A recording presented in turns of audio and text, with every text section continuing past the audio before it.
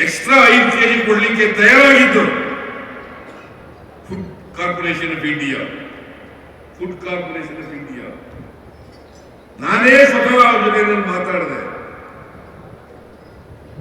2,29,000 metric ton ಅಕ್ಕಿ ಬೇಕಾಗಿತ್ತು. ನಾವು ಅಷ್ಟು ಕೊಡ್ತೀವಿ ಅಂತ ಹೇಳಿ 2,29,000 ಮೆಟ್ರಿಕ್ ಟನ್ ಅಕ್ಕಿ ಕೊಡ್ತೀವಿ ಅಂತ ಹೇಳಿದ್ರು. ಆದ್ರೆ ಕೊಡ್ಲಿಲ್ಲ. ಯಾಕೆ ಕೊಡ್ಲಿಲ್ಲ ಗೊತ್ತಾಯ್ತಾ ನಿಮಗೆ? ಮುನಿಯಪ್ಪನವರು ಹೋದ್ರು, ಡೆಲ್ಲಿಗೆ ಹೋಗಿದ್ರು. ಯಾರು? ಗೋಯಲ್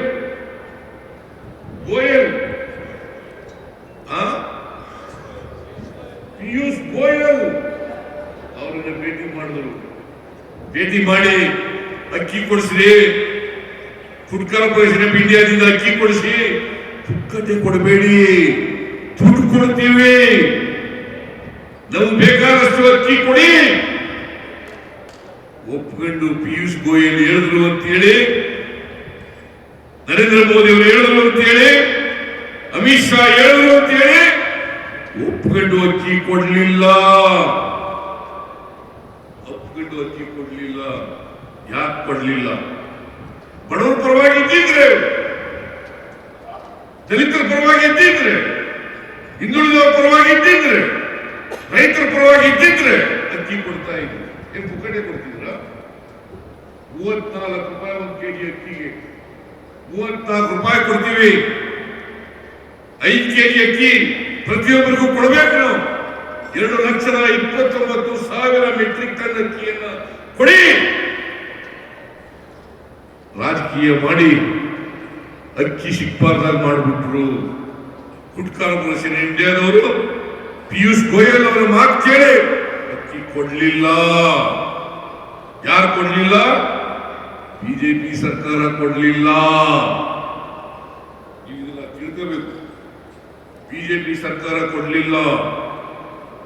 ನಾವು ಕೊಟ್ಟ ಮಾತಂತೆ ನಡ್ಕೋಬೇಕು ಅಂತೇಳಿ 5 ಕೆಜಿ ಅಕ್ಕಿಗೆ ತಗತಕ್ಕಂಥ 34 ರೂಪಾಯಿನಂತೆ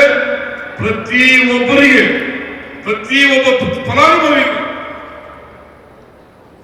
ಫಲಾನುಭವಿಗೆ ನಾವು 5 ಕೆಜಿ 34 ರೂಪಾಯಿನಂತೆ 5 ಕೆಜಿಗೆ 170 ರೂಪಾಯಿ ಡಿಬಿಟಿ ಮೂಲಕ ಕೊಡ್ತಾ ಇದ್ದೀವಿ. ನೀವು ತಿಳ್ಕೋಬೇಕು. ನೀವೆಲ್ಲ ನಿಮಗೆಲ್ಲ ಗೊತ್ತಿದೆ ಕಾಣಿಸುತ್ತೆ. ಡಿಬಿಟಿ ಮೂಲಕ 170 ರೂಪಾಯಿ ಕೊಡ್ತೀವಿ. ಅಕ್ಕಿ ನಮಗ್ ಕೊಡಲ್ಲ ಅಂದ್ರು, ಸ್ಟಾಕ್ ಇಟ್ಕೊಂಡು ಕೊಡಲ್ಲ ಅಂತಂದ್ರು. ಪುಕ್ಕಟೆ ಕೊಡಬೇಡಿ, ದುಡ್ಡು ಕೊಡ್ತೀವಿ ಕೊಡಿ ಅಂತಂದು ಕೊಡ್ಲಿಲ್ಲ. ನಿಮ್ಗೇನ್ ಕೋಪನೆ ಬರಲ್ವಾ? ಕೋಪ ಬರಲ್ವೇಂದ್ರೆ ನೀವೆಲ್ಲ ಬಡವರ ಪರವಾಗಿದ್ದೀರಾ, ಫಲಾನುಭವಿಗಳ ಪರವಾಗಿದ್ದೀರಾ?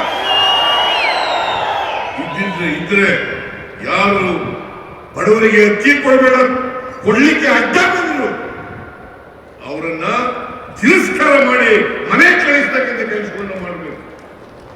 ಆಗ ಮಾತ್ರ ಅವರಿಗೆ ಬುದ್ಧಿ ಬರಲಿಕ್ಕೆ ಸಾಧ್ಯ. ಮಾಡ್ತೀರಾ?